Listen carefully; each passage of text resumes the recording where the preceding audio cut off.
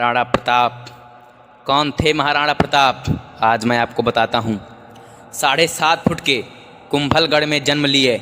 जब पूरा भारत अकबर जीत चुका था, तब मेवाड़ से अकेले खड़े हुए थे महाराणा प्रताप। उस समय महाराणा प्रताप के पास सिर्फ 15,000 सेना थी और अकबर के पास 80,000 सेना थी। परंतु महाराणा प्रताप ने कहा था, एक सैनिक 5-5 सैनिकों को मारेगा। अकबर की सेना में ताकत थी और महाराणा प्रताप के सीने में ताकत थी। इसीलिए ना महाराणा प्रताप कभी हारे और ना ही अकबर कभी जीत पाया। अब शुरू से लेकर चलते हैं। 9 मई 1540 को इनका जन्म हुआ। इनके पिता महाराणा उदय सिंह और इनकी माता जयवंती बाई ना कि इनकी माता थीं, बल्कि इनकी गुरु भी थीं। बचपन से ही इनके अंदर लीडर बनने की बहुत बड़ी उत्तेजना थी। जब भी बाहर कोई खेल खेलने जाते थे तो वह बच्चों के लीडर बन जाते थे और सभी खेल का नेतृत्व किया करते थे। बचपन में ही इन्होंने पूरे अस्त्र शस्त्र और सभी तरह की हथियारों की ट्रेनिंग ले रखी थी। परिवार में और भी कई लोग थे। सिसोदिया वंश में बप्पा राव, राणा हमीर, राणा सांगा, राणा प्रताप, लेकिन महाराणा प्रताप केवल राणा प्रताप को ही कहा गया। उदय सिंह जी की और भी कई पत्नियां थीं, जिनमें से एक थी महारानी धीरबाई, जो चाहती थी कि उनका पुत्र जगमाल मेवाड़ का राजा बन जाए, और बाकी पत्नियां भी यही चाहती थी कि उनका पुत्र मेवाड़ का राजा बने। और इसी प्रकार परिवार में फूट पड़ गई। अकबर बहुत चालाक था। वह जानता था कि अगर मैं इनके परिवार को तोड़ दूंगा तो हराना बहुत मुश्किल नहीं, सरल हो जाएगा। इसी प्रकार अकबर ने राजपूतों में फूट डाल दी और राजपूत शासक अपने आप लड़ने लगे। लड़ते हुए शासकों को कुछ शासकों को अपने लगे लड़ते हुए शासकों को राजपूतों को आपस में लड़वा दिया। कुछ राजपूतों को अपने तरफ कर लिया, क्योंकि अकबर जानता था यदि मैं राजपूतों को लड़वा दूंगा तो लड़ाई जीतना बिल्कुल सरल हो जाएगा। क्योंकि कहा जाता है, जब जब घर टूटेगा पड़ोसी आकर लूटेगा। इसने आमेर के राजा और टोडरमल तथा जय सिंह को अपने तरफ कर लिया। इसने परिवार के लोगों को तोड़वाकर अपने तरफ कर लिया। उधर महाराणा अकेले पड़ गए। महाराणा प्रताप अकेले पड़ गए थे, लेकिन उन्होंने भीलों की सेना बनाई। वो जो जंगल में रहते थे भील, उनकी सेना बनाई और उन्हें ट्रेनिंग दिया और अकबर के बराबर लड़ने के लिए युद्ध कर दिया। महाराणा प्रताप कभी खाली नहीं बैठे, वे हमेशा युद्ध करते ही रहते थे।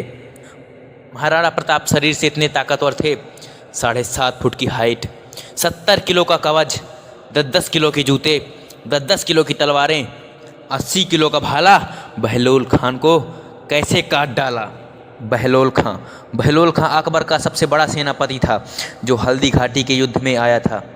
महाराणा प्रताप ने घोड़े सहित एक ही तलवार के बार में घोड़े सहित बहलोल लोधी को 2 टुकड़ों में काट दिया, और शायद इसीलिए अकबर कभी महाराणा प्रताप के सामने नहीं आता था। इसी तरह का था चेतक, महाराणा प्रताप का सबसे प्रिय घोड़ा। चेतक के बारे में आपने ज़रूर पढ़ा होगा। यह नीले रंग का अफगानी घोड़ा था। महाराणा प्रताप इसे अपने पुत्र की तरह प्यार करते थे।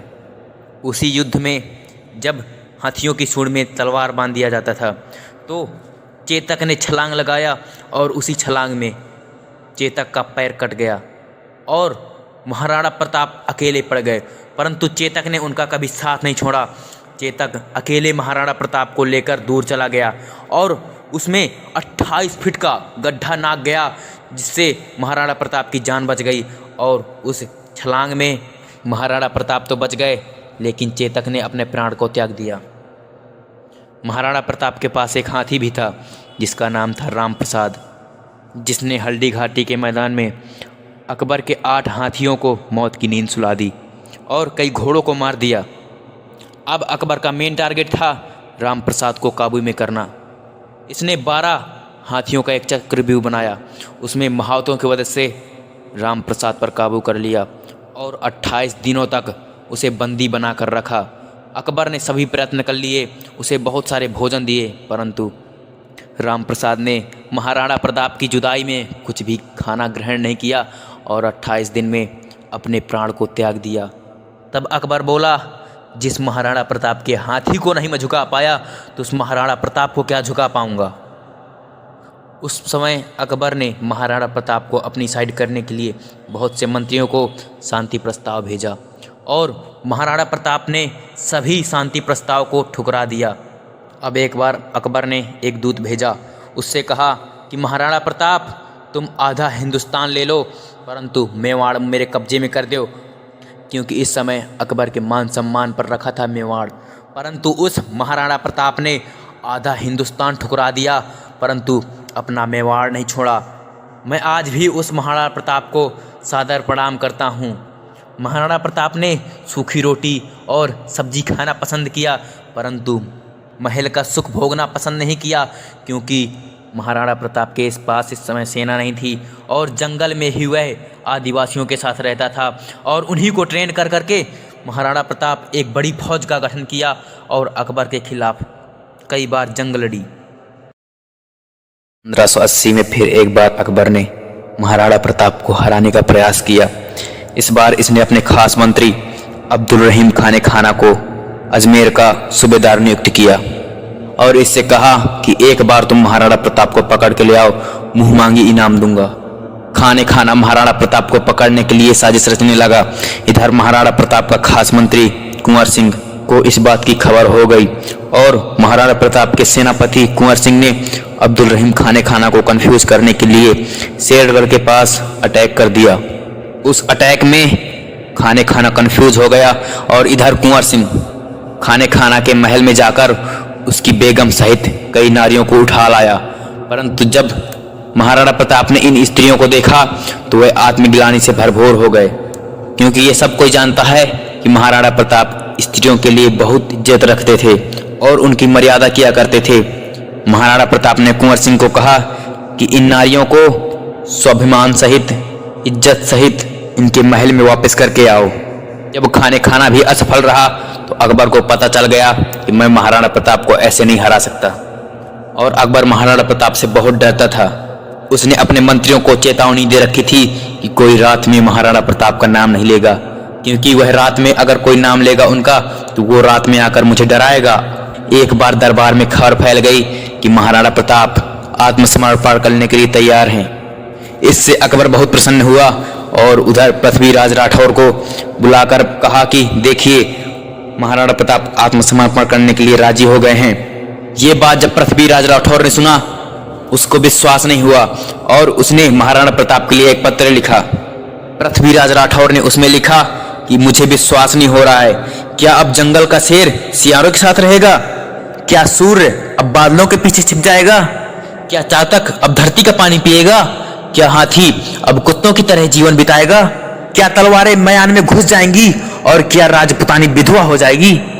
आपकी सौगंध खाकर कहता हूं कि यह सुनकर मेरा दिल कांप उठा है। मेरी तनी मूछें लज्जा के कारण झुक गई हैं। ये खबर जब महाराणा प्रताप ने सुनी तो उनकी आंखें गुस्से से लाल हो गईं और महाराणा प्रताप ने लिखा कि सियारों में वो ताकत नहीं जो शेर को रोक सके, बादलों में वो ताकत कहां जो सूर्य को अपने पीछे छुपा सकें। यह बात सुनकर अकबर डर गया और महाराणा प्रताप को हराने की चेष्टा अपने दिल से निकाल दिया, क्योंकि बल से अकबर जीत नहीं पाता और छल से उसने जीतना नहीं सीखा। शायद इसीलिए अकबर को मुगलों में सबसे श्रेष्ठ और महान शासक बताया गया है। मैंने अकबर के ऊपर भी एक वीडियो बना रखी है, मैं उसका लिंक डिस्क्रिप्शन बॉक्स में दे दूंगा। अब चलते हैं अपने टॉपिक की तरफ। अकबर ने महाराणा प्रताप को हराने की चेष्टा अपने दिल से निकालकर पूर्वी भारत की तरफ से अपना व्यापार चालू कर दिया और इधर एक बार शिकार करते समय एक बाघ के हमले से महाराणा प्रताप को बहुत क्षति पहुंची और वह बीमार हो गए। उस बीमारी में महाराणा प्रताप ने अपने प्राण त्याग दिए और अकबर उस दिन बहुत रोया। उसने लिखा कि मैंने आज तक ऐसा सूरवीर नहीं देखा और शायद ही कोई ऐसा सूरवीर देख पाएगा। तो थैंक यू गाइज, आपने देखा है कि हमें इस महान व्यक्ति के बारे में कहीं पढ़ने को नहीं मिलता। मेरी इच्छा है कि आप इस वीडियो को पूरे भारत में शेयर करें, क्योंकि भारतवासी भी जाने कि हमारे बीच ही ऐसा सूरवीर इंसान था जिसने मुगलों को अपने छोटे से स्थान मेवाड़ में घुसने नहीं दिया और ना ही उनकी गुलामी स्वीकार की। एक ऐसा राजा जिसने आधा हिंदुस्तान ठुकरा दिया।